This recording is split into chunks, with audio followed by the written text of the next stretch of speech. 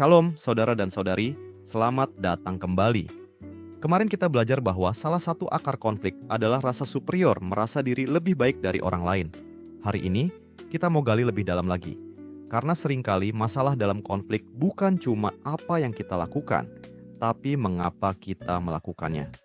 Sebelum kita masuk lebih dalam, mari kita mulai dengan membaca firman Tuhan. Amsal pasal 16 ayat 2. Segala jalan orang adalah bersih menurut pandangannya sendiri, tetapi Tuhanlah yang menguji hati. Sadar diri itu perlu. Kita sering merasa bahwa motivasi kita murni, tapi Tuhan melihat lebih dalam.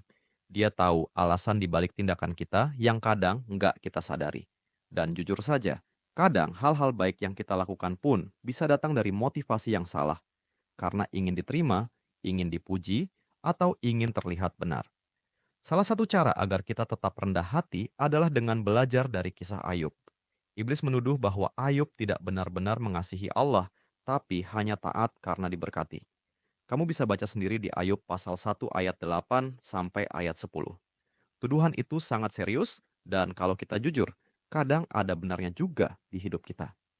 Ada kalanya kita taat, memberi atau melayani bukan karena kasih, tapi karena berharap dapat sesuatu kembali.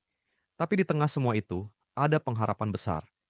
Tuhan tidak hanya membongkar dosa dan motivasi kita yang salah, Dia juga menutupi dan membenarkan kita di dalam Kristus. Filipi pasal 3 ayat 9 berkata bahwa kita dibenarkan bukan karena usaha kita, tapi karena iman kepada Kristus. Rasa benar yang berasal dari Allah dan bukan dari diri kita sendiri. Jadi saat Tuhan tunjukkan dosa kita, itu bukan akhir. Itu undangan untuk bertobat dan bersukacita dalam anugerah. Kerendahan hati seperti inilah yang bisa mengubah cara kita menghadapi konflik. Kita tidak cepat menuduh, tidak merasa paling benar, dan lebih mudah memberi ruang dan pengertian untuk orang lain. Mari kita berhenti bentar dan mikir. Pernah nggak kamu sadar bahwa kamu melakukan sesuatu yang baik, tapi ternyata ada motivasi tersembunyi di baliknya? Apa yang kamu pelajari dari momen itu? Dan bagaimana kesadaran itu bisa membantumu lebih lembut dalam relasi? Mari kita berdoa bersama. Tuhan, kami memiliki hati yang terus condong kepada dosa, dan kami sama sekali tidak punya kuasa rohani untuk mengubahnya tanpa pertolongan-Mu yang supranatural. Bagaimana mungkin kami bisa merasa lebih unggul dari siapapun? Ingatkan kami akan hal itu, dan akan kasih-Mu yang luar biasa bagi kami setiap kali kami bertemu orang baru. Amin.